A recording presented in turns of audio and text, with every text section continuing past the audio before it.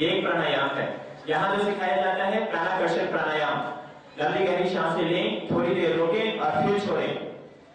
आप ध्यान से जब गौर कीजिएगा, खुद आप अपने में करके देखिएगा ये एक्सपेरिमेंट कि जब आप लंबी गहरी सांसें लेते हैं अगर और रोकते हैं तो उस रुके हुए सांस में आप जिस भी चीज पे अपना कंसंट्रेशन करने का प्रयास करेंगे आपका लग जाएगा ध्यान। उतनी देर तक आपका ध्यान एकदम नहीं हटेगा। अभी हम लोगों ने ध्यान किया, कई तरह के ध्यान किए, लेकिन फिर भी क्या हुआ, जैसे अभी आपने घर का ध्यान किया था, ध्यान आ गया, मम्मी पापा का ध्यान किया, वो भी ध्यान लग गया, किसी प्रिय व्यक्ति का ध्यान किया, वो भी ध्यान आसानी से आ गया। उसके बाद जैसे लक्ष्य पे आए तो थोड़ा सा ध्यान भटका, मतलब जितनी देर कंसंट्रेट होना चाहिए था वो नहीं हो पाया। जब हम सूर्य की ध्यान किए तो और ज्यादा कम हो गया, मतलब सूर्य बहुत कम दिखा और तुरंत हट गया। क्यों हुआ, इसका वजह क्या था? जबकि हम घर का ध्यान किए तो हो गया, बहुत आसानी से हो गया। जब अपने पेरेंट्स का ध्यान किए वो भी ध्यान आसानी से लग गया और उतनी देर तक ध्यान लग गया। जैसे हम सूर्य पे पहुंचे तो ध्यान नहीं लगा, गुरुदेव गायत्री माता पे ध्यान आया ही नहीं, वो भटक गया। कारण होता है ध्यान के पीछे एक ये बड़ा रीजन होता है कि ध्यान उन चीजों का आप बहुत अच्छे तरीके से कर सकते हैं जिसके प्रति आपका लगाव सबसे ज्यादा होता है। सबसे ज्यादा स्नेह जिस चीज के प्रति होता है उस चीज का ध्यान आपको अनवरत रहेगा, सबसे ज्यादा रहेगा। आज जब एग्जाम का टाइम होता है आप देखते होंगे कि सबसे ज्यादा ध्यान आपका किस चीज पे रहता है, पढ़ाई पे रहता है। सबसे ज्यादा ध्यान पढ़ाई पे होती है, उस वक्त और कुछ नहीं याद आता है। क्यों? क्योंकि उस वक्त सबसे ज्यादा हमारे लिए वही होता है और एक डर भी बना रहता है कि अगर हम नहीं पढ़ाई करेंगे तो हो सकता है फेलियर हो जाए। तो ये चीज सबसे बड़ी चीज होती है कि हम जिस चीज का ध्यान करें। तो हमने जब लक्ष्य का ध्यान किया तो हमारा ध्यान उतना देर नहीं रह पाया, जबकि सबसे बड़ा टारगेट और यहाँ आने का, पटना में आने का सबसे बड़ा हमारा मकसद है हमारा लक्ष्य हमें प्राप्त हो। हम जिस चीज को अपने घर से जो सपना लेकर के आए हैं, हर लोगों को जो सपना लेकर के आए हैं, उस सपने को पूरा करने के लिए हमें उस चीज के प्रति हमेशा सीरियस रहना होगा, हमेशा कॉन्शियस रहना पड़ेगा। वो हम नहीं कर पाते हैं। ये अभी प्रूफ होता है कि उतनी देर तक हम ये चीज नहीं सोच पाते कि हम एक सक्सेसफुल पर्सन हैं, हम जो बनना चाहते हैं वो हम हैं। आप सोचते हैं कि हम ऐसा सोचेंगे तो क्या होगा, अगर नहीं बने तो जैसे ये बात जैसे ही घर में आ जाती है तो क्या होता है, उस चीज को प्राप्त करने के प्रति हमारी एनर्जी कम जाती है। तो जितना ज्यादा हम उसके प्रति सीरियस होते हैं, कॉन्शियस होते हैं और जितना ज्यादा एनर्जी हम उसमें देते हैं उतनी कम देर लगती है उस चीज को सफलता प्राप्त करने में। तो प्राणायाम हम बता रहे हैं, प्राणायाम जो होता है तो वही सबसे पहले एकदम डायरेक्ट रिलेशन होता है हमारे मन के विचारों का, हमारे मन की चंचलता का हमारे सांसों से डायरेक्ट रिलेशन। आप देखेंगे जब आप क्रोध करते हैं, जब आप क्रोध करें, जब आप डर लगे आपको किसी से, उस वक्त क्या होता है, हमारी ब्रीथिंग रेट बहुत तेज हो जाती है।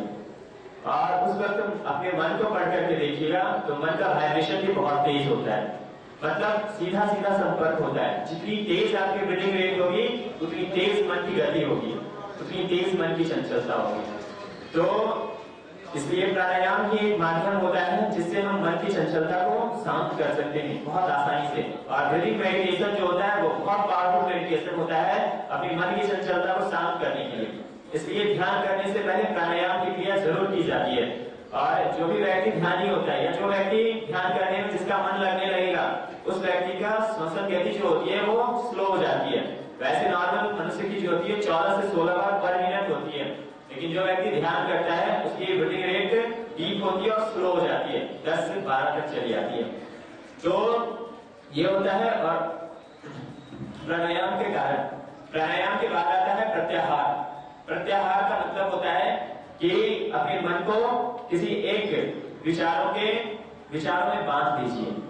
कोई एक अच्छा सा थॉट्स अपने मन में सोच लीजिए और उसी के चारों ओर घूमते रहने का प्रयास कीजिए जो हमारे लिए सबसे अच्छा हो। ऐसा नहीं कि हमेशा ध्यान करने जब भी बैठना चाहिए तो एक संकल्प लेकर के बैठना चाहिए। आज ध्यान के समय हम जितनी देर ध्यान करेंगे उतनी देर तक हमारा सारा का सारा कंसंट्रेशन एक चीज पे रहेगा। तो क्या होता है कि एक विचार को सोचिए जो भी आपको अच्छा लगे, आपको अपने लक्ष्य से रिलेटेड अच्छा लगे, कोई और है गुरुदेव माता जी का ध्यान अच्छा लगे या फिर सूर्य का ध्यान अच्छा लगे, कोई एक चीज को लेकर के और उसके इर्द गिर्द घूमने का प्रयास कीजिए हमेशा। तो ये होती है प्रत्याहार प्रक्रिया। मतलब सबसे पहला जो हमारा बेसिक है ध्यान का और कंसंट्रेट होने का वो है कि आप पहले किसी भी बड़े चीज पे, किसी भी चीज पे अपने ध्यान को केंद्रित कीजिए। छोटे चीज पे हम केंद्रित कर नहीं सकते। जितना बड़ा चीज होता है ध्यान करना उतना आसान होता है। बड़े चीज को आंख बंद करके बहुत आसानी से देख सकते हैं। जितनी छोटे चीज होते जाइएगा पिन पॉइंट पे और ज्यादा छोटे होते चले जाइएगा, ध्यान करने उतनी परेशानी होती है। तो इसलिए किसी भी एक चीज को आपको जो भी अच्छा लगे, वो ध्यान जो होता है वो दिल की गहराई से होती है। बुद्धि और दिमाग उसमें काम नहीं करता है। जैसे ही हम उसमें बुद्धि लगाते हैं तो ध्यान होना बंद हो जाता है और बार बार वो हमारा जो बुद्धि होता है ना, वो बार बार आकर के उसमें ब्रेकर का काम करता है और उसको बार बार एक क्वेश्चन करता है उसमें। तो जो हमको सबसे अच्छा लगता है ना उस चीज का जैसे ही हम ध्यान करते हैं तो उसमें बहुत ज्यादा देर तक रुक जाते हैं। जितनी देर तक आप मन के विचार को रोक लीजिएगा उतनी देर तक आप अपनी एनर्जी को बचा लीजिएगा। एक व्यक्ति एक दिन में 60,000 विचार सोचता है, 60,000 थॉट्स पर डे। आप सोच सकते हैं हर विचार कुछ ना कुछ एनर्जी लिए हुए रहता है। नेगेटिव विचार के पास एनर्जी ज्यादा होती है, पॉजिटिव विचार के पास एनर्जी कम होती है। और हम 3 तरह के विचार सोचते हैं, हर की क्वालिटी होती है। एक होता है पॉजिटिव विचार जो हमें जरूरत है, दूसरा होता है नेगेटिव विचार जिसकी जरूरत नहीं है, और तीसरा होता है वेस्ट जो या तो बीत गया है उसके बारे में सोच रहे हैं जिससे कोई फायदा नहीं होने वाला है, और या तो फिर आने वाला है उसका भी कोई कुछ नहीं है, उसका कोई मतलब ही नहीं है, उसके बारे में सोच रहे। तो जितने विचार आप सोच रहे हैं वो हर विचार कुछ ना कुछ एनर्जी लिए हुए।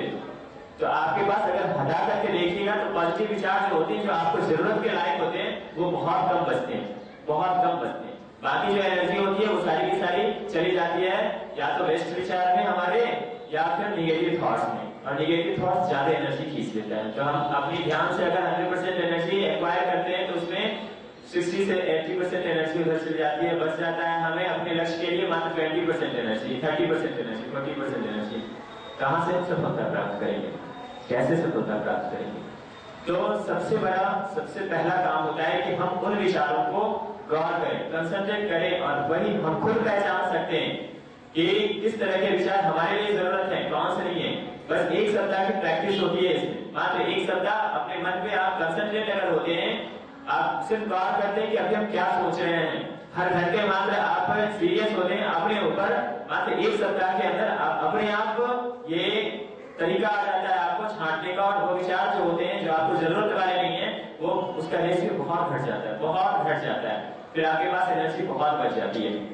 कोई भी व्यक्ति परेशान होता है, कोई भी व्यक्ति क्रोधी होता है, कोई भी व्यक्ति दुखी होता है, कोई भी व्यक्ति निराश होता है, फ्रस्ट्रेट हो, डिप्रेस हो, उसका कारण क्या होता है? उसका एकमात्र कारण होता है कि वो निगेटिव विचार से इतना ज्यादा झेल चुका होता है, इतना ज्यादा उसको निगेटिव विचार उसके मन में आ जाते हैं कि अंत तो घटना उसे बस एक चीज लगता है कि ये जिंदगी बेकार है, और उसे फिर लास्ट में पंखा नजर आता है। तो पहले आया था एक विचार। कोई भी व्यक्ति मान लीजिए कि कोई तैयारी कर रहा है किसी कंपटीशन की, 1 साल दिया, 2 साल दिया, 3 साल दिया, नहीं हुआ उसका कंपटीशन, 4थे साल जाकर के वो क्या सोचता है, हमसे नहीं होगा। मान लीजिए फिर भी तैयारी किया, 5वें साल भी नहीं हुआ, उसके बाद क्या होगा? ठीक एक निगेटिव विचार उसने अपने लिए लिया था, अपने मन को नीचा गिराने के लिए लिया था, हमसे ये नहीं हो सकता है, ये बहुत भारी है, और वो चीज हर दिन सोच रहा था। वो हर दिन एक बार नहीं कई बार सोचता था। अंत तो वो क्या करता है, फिर कहीं ना कहीं सुसाइड के केस में वो अपनी जान दे देता है। एक निगेटिव विचार बस इसलिए करता है। किसी भी व्यक्ति का व्यक्तित्व जो बनता है एक विचार से बनता है। कैसे बनता है? एक विचार जो होता है किसी भी व्यक्ति का, वो बार बार अगर हम किसी विचार को सोचते हैं, एक थॉट बार बार आए हमारे मन में, तो वो हमारी आदतों में शुमार हो जाता है, उससे हमारी आदतें बन जाती हैं। एक विचार जो है सो बार बार अगर लीजिएगा वो हमारी आदतें बन जाती हैं। एक आदत को बार बार कीजिएगा तो फिर वो हमारे कार्य रूप में परिणत हो जाता है, और जितना कार्य हम जितना ज्यादा करेंगे उस विचार को लेकर के, तो वो हमारे संस्कार में परिणत हो जाता है, और संस्कार ही हमारा व्यक्तित्व होता है। कोई व्यक्ति अगर निगेटिव विचार को लेकर के जीता है, ज्यादातर निगेटिव विचार में रहता है, उसकी पर्सनालिटी कैसी बनती है? निगेटिव पर्सनालिटी बनती है। वो व्यक्ति किसी को अच्छा नहीं लगता है, हर व्यक्ति उससे दूर रहना पसंद करता है, जो भी व्यक्ति अच्छे विचारों का होता है। और एक अगर कोई व्यक्ति पॉजिटिव विचार में अपने आप को हमेशा रखता है, तो उसकी पर्सनालिटी बनती है, पॉजिटिव पर्सनालिटी बनती है। हर लोगों को वो अच्छा लगता है, बिना कहे कि वो अच्छा लगता है। तो बस एक विचार जो है वो आपके व्यक्तित्व को निखारती है। हम कहते हैं एपीजे अब्दुल कलाम बहुत अच्छे व्यक्तित्व वाले पर्सन हैं, विवेकानंद बहुत अच्छे व्यक्तित्व वाले पर्सन हैं। कारण क्या है कि उनके अंदर इतनी पॉजिटिविटी भरी हुई है कि उनका हमको व्यक्तित्व लगता है। क्या ओबामा को भी हम व्यक्तित्ववान पर्सन मानेंगे? नहीं, अगर कहेंगे तो एक निगेटिव विचार, एक निगेटिव इमेज के रूप में हम देखते हैं। ओबामा को नहीं, ओसामा बिन लादेन को गलती हो गया था, ठीक है, ओबामा तो नहीं। तो ये था। उसके बाद आती है धारणा। धारणा जो होती है अपनी इंद्रिय विषयों से हट करके उस सुखद चिंतन में जिसको हमने प्रत्याहार के कर्म में हमने लाया था उसमें निरत हो जाइए। मतलब पहले प्रत्याहार में हम अपने मन को बांधते हैं, कंट्रोल करते हैं, और धारणा में फिर उसको स्वच्छंद छोड़ देते हैं। मतलब सबसे बड़ी एनर्जी जो हमारी वेस्ट होती है वो होती है हमारी इंद्रियों से, हमारी जन्म इंद्रियों से, हमारी स्वाद इंद्रियों से, हमारी नेत्रों से। कि नेत्र जिस चीज को देखता है सबसे पहले उस तरीके का विचार हमारे मन में पैदा हो जाता है। तो अगर गलत चीज देखता है तो गलत विचार पैदा हो जाता है, अच्छा चीज देखता है तो अच्छा विचार पैदा हो जाता है। आज दुनिया में मैक्सिमम गलत चीज ही फैली हुई है, तो हमारे मन में विचार भी कैसे बनेंगे? मैक्सिमम गलत बनेंगे, तो फिर हमारी पर्सनैलिटी भी गलत बन जाएगी। तो वही कहता है अपनी इंद्रियों को, उसके बाद धारणा के क्रम में अपने इंद्रियों को कंट्रोल कीजिए। हमारी जैसे स्वाद इंद्रियां, इसलिए इस साधना के क्रम में आपको अपने जिह्वा पे कंट्रोल करने के लिए कहा गया है। मतलब संयमित, अपना भोजन शैली को संयमित करें। बहुत बड़ा प्रभाव पड़ता है भोजन का हमारे मनों पे। तो इसलिए इंद्रियों से हट करके, उससे हट करके जैसे ही हम उसके बाद ध्यान लगाते हैं, वो ध्यान उसके बाद पहुंच जाते हैं ध्यान पे। तो ये 6 स्टेप होता है ध्यान तक पहुंचने का। मतलब सिंपल नहीं, अगर छत पे आना है तो सीढ़ी बनी हुई है, एक सीढ़ी चलेंगे, 2 सीढ़ी चलेंगे, तब जाकर के हम छत पे पहुंचेंगे। सीधे हम कूद करके छत पे नहीं आ सकते।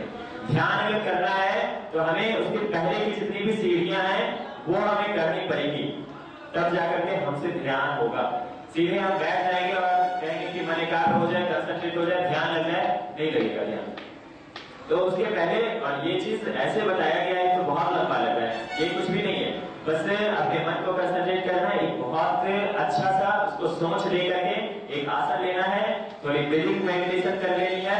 उसके बाद किसी एक जिस भी भावना को अपने अंदर लाना है। भावना का बहुत महत्व होता है ध्यान करने में, क्योंकि कहा जाता है भगवान भाव का भूखा होता है। मतलब जरूरत नहीं होती कि आप गायत्री मंत्र कितना कीजिएगा, इसकी काउंटिंग की मशीन भगवान के पास नहीं लगी है। आप 1 माला करते हैं, 3 माला करते हैं, आधे घंटे करते हैं, 1 घंटे करते हैं, 2 घंटे करते हैं, आपके अंदर की भावना कितनी पवित्र है वो चीज है वहां पे। तो जितनी ज्यादा अंदर की पवित्रता होती है, अंदर की शक्ति जितनी ज्यादा होती है, उतना ज्यादा ध्यान का आपको असर उतना ज्यादा होता है। उसके बाद ध्यान, एक चीज और, अभी तक जो ध्यान हम करते आए हैं वो ध्यान हम किसका करते हैं? आप आधे घंटे बैठते हैं तो सूर्य का ध्यान करते हैं। सूर्य के ध्यान में भी बहुत सारा ऐसे विघ्न बाधाएं आ जाती हैं जिसका हमको ध्यान करना पड़ता है, मजबूरी हो जाती है, चाहते हैं कि नहीं है लेकिन फिर भी आ जाता है।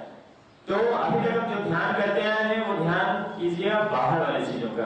मतलब हम अभी तक एक्सट्रोवर्ट हैं कि कौन क्या कहता है, मतलब हमारी जिंदगी चलाने वाला अभी तक दूसरा कोई व्यक्ति है। अगर सामने वाला व्यक्ति आपको कह देता है आप देखने में अच्छे नहीं लगते हो, तो आप 4 बार अपने आईने में जाकर के शक्ल देखते हो कि हम सही में देखने में अच्छे नहीं है। तो व्यक्ति अगर कह देता है, आपके मनोबल को तोड़ देता है कुछ और कहते कि आपसे इस बार आपका कंपटीशन नहीं होगा, तो बस वो हमारे मन में बैठ जाता है कि हाँ सही में इस बार हमसे कंपटीशन नहीं होगा क्योंकि हमारी पढ़ाई अच्छी नहीं है। मतलब इफेक्ट किसका पड़ रहा है? इफेक्ट पड़ रहा है सामने वाला व्यक्ति क्या बोल रहा है उसका। हमको क्रोध आता है क्यों? क्योंकि सामने वाले व्यक्ति जो बोलता है उसका प्रभाव हम अपने ऊपर लेते हैं। ये मान लीजिए कि कोई भी व्यक्ति आपको ना खुश कर सकता है ना दुखी कर सकता है। किसी की हिम्मत नहीं है कि आपको खुश कर दे और आपको दुखी कर दे। वो नजरिया हमारा होता है कि उसकी बात को हम कैसे एक्सेप्ट करते हैं।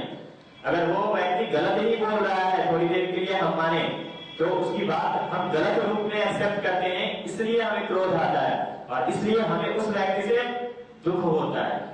अगर कोई व्यक्ति अच्छा बात बोलता है तो हम उसे फील करते हैं, हम अपने लिए लेते हैं। हमें देखने का नजरिया होता है कि ये व्यक्ति अच्छा बोल रहा है तो हमें अच्छा लगता है। मतलब डिपेंड कर रहा है किस पे? हम पे डिपेंड कर रहा है कि हम खुश रहना चाहते हैं या दुखी रहना चाहते हैं। ये 100% हम पे डिपेंड करता है, ये सामने वाले पे डिपेंड नहीं करता है। तो अभी तक जो हम ध्यान करते हैं वो बाहर वाली चीजों का ध्यान करते हैं। बनना भी हमें कैसा है, जैसा बाहर वाले सोचते हैं वैसा बनना है। हमने अभी तक नहीं सोचा है कि हमें क्या बनना है। हम एक अच्छा बेटा बनना चाहते हैं तो वैसा बेटा बनना चाहते हैं जैसा हमारे मम्मी पापा हमें देखना पसंद करते हैं। हम एक अच्छा भाई बनना पसंद करते हैं, बनना चाहते हैं तो वैसा भाई बनना पसंद करते हैं, वैसा आइडियल अपने सामने प्रस्तुत करते हैं जैसा हमारी सिस्टर हमें देखना पसंद करती है। सिस्टर जैसा चाहती है हमें देखना एक भाई के रूप में, वैसा भाई हम बनना पसंद करते हैं। एक अच्छा स्टूडेंट बनना पसंद करते हैं तो हम वैसा स्टूडेंट बनना पसंद करते हैं जैसा हमारे टीचर को अच्छा लगे। मतलब अभी तक जो हम करते आए हैं वो किसके लिए करते आए, दूसरे के लिए करते आए हैं। बस उसको कैसा दिखना चाहिए, उसको कैसा दिखना चाहिए, उसको कैसा दिखना चाहिए। और तो करता क्या होता है, किसी की इच्छा पूर्ति नहीं कर सकते। कभी ना कभी किसी न किसी को हमसे कमी रह ही जाती है और शिकायत रही जाती है। मतलब हम इतना ज्यादा मेहनत करने के बाद जिंदगी भर हम किसी में लगा देते हैं कि उसको खुश करें, उसको खुश करें, उसके लिए ये करें, उसके लिए वो करें, और अंत में क्या करते हैं, किसी को खुश नहीं कर पाते हैं।